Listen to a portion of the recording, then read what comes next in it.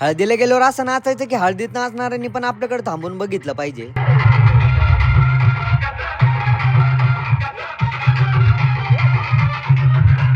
तर रामराम मित्रांनो, मी ब्लॉगर आदित्य आणि स्वागत आहे तुमचं नवीन एका मिनी ब्लॉग मध्ये. आम्ही चाललो होतो आमच्या उत्कर्ष दाजीच्या हळदीला, म्हणजेच आमच्या आत्याच्या मुलाच्या हळदीला.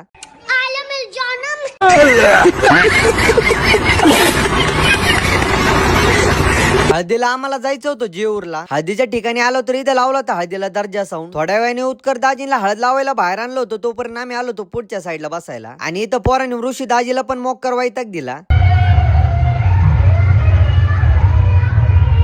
ते झाल्यानंतर आम्ही आलो साऊंड पैसे नाचायला. पण मला मोहित भाऊला म्हणायचंय, भाऊ तुला नेमके हाताला वात आलते की अंगाला, तवा असा नाचत होता. सब क्या देखना पड़ रहा है, अच्छा है मैं अंधा हूँ.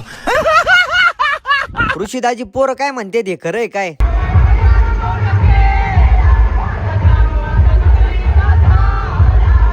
थोडं नाचल्यानंतर आम्ही आलो जेवण करायला. जेवण केल्यानंतर आत्या आल्या आणि आत्या म्हणल्या चला आता पोरांनो परत नाचायला. म्हणलं आता आत्यात नाचायला बोलवायला आल्या म्हणल्यावर आता काय नाचायला सुट्टी द्यायची नाही.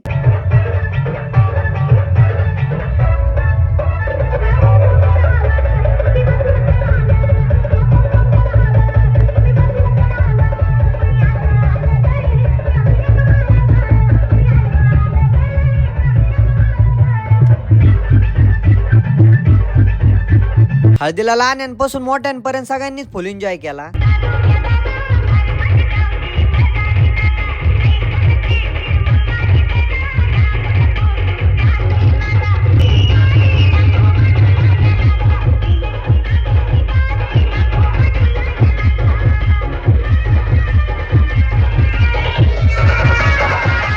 एवढं नाचून पण यांचं मन भरलं नव्हतं. घरी निघालो तरी नाचतच होते. आणि नाचत पण असे होते की नाचणारे पण यांच्याकडे थांबून बघत होते.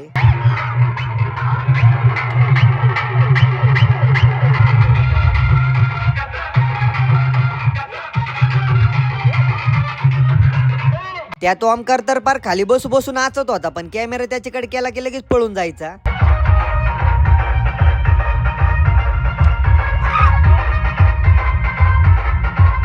तिथून कसं तरी निघालो. म्हणलं आता जेऊरला आलोच तर जाता जाता बायजा मातेचं दर्शन घेऊन जाऊ. पण जोश जोश मध्ये रोड चुकलो आणि आम्ही दुसरीकडे चाललो. आधी भाऊ काय म्हणता याच्यावर इतका भारी रस्ता कस काय सापडला? नाही डिप्रेशन.